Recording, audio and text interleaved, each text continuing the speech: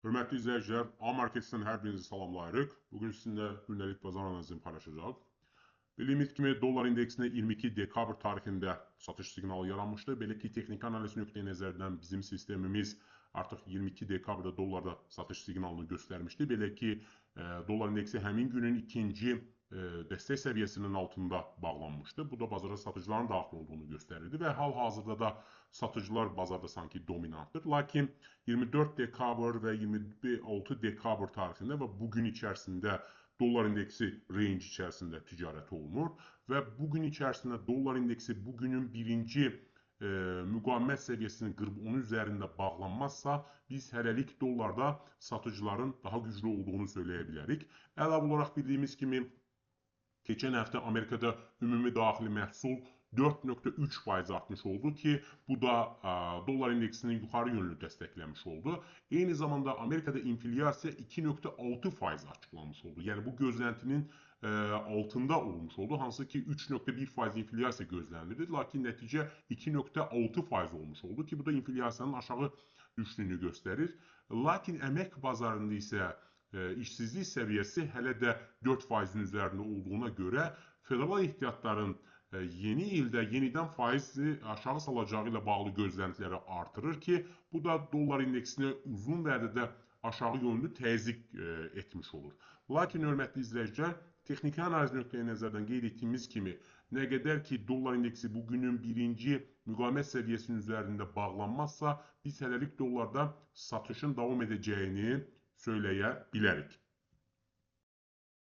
Hörmətli izləyicilər, avro-dollar valyuta cütlüyündə də 22 dekabrda güclü alış siqnalı yaranmışdı və hal-hazırda da avro-dollar valyuta cütlüyü də range içərisində ticarət olunur 24 dekabrdan etibarən və birinci dəstək səviyyəsi günlər üzrə əsas, belə deyək, qayıdış nöqtələridir və bugün içərisində də avro-dollar valyuta cütlüyündə bugünün birinci dəstək səviyyəsi olan 1,17-561 səviyyəsi qırılıb onun altında bağlanmazsa, biz hələlik avro-dollar valyuta cütlüyündə yüksəlişin davam edəcəyini söyləyə bilərik.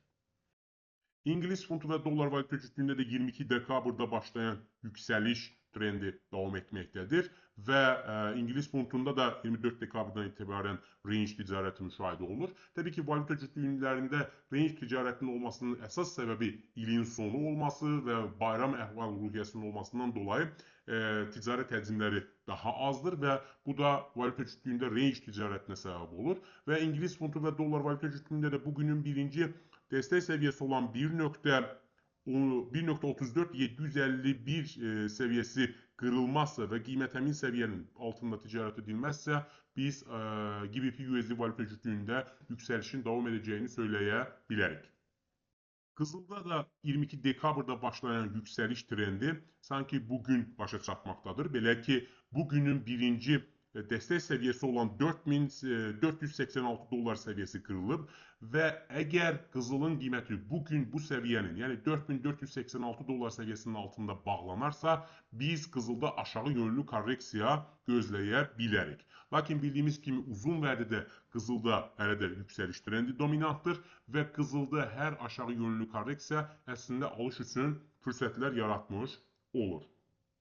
S&P 500 indeksində isə 19 dekabrda alış siqnalı yaranmışdı. Belə ki, S&P 500 indeksi həmin günün birinci müqavimət səviyyəsi olan 6872 dollar səviyyəsini qırmışdı və qiymət həmin səviyyənin üzərində bağlanmışdı. Bu da bazara güclü alıcıların daxil olduğunu göstərirdi.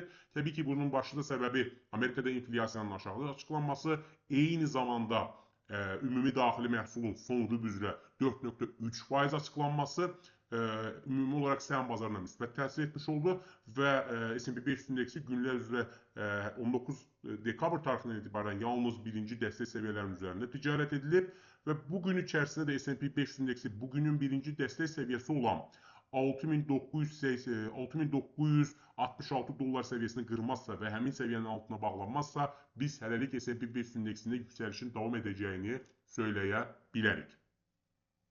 Hörmətli izləyicilər, gün ərzində sizə çatdıracağımız xəbərlər bu qədər. Sizə uğurlu ticarət arzulayırıq. Sağ olun.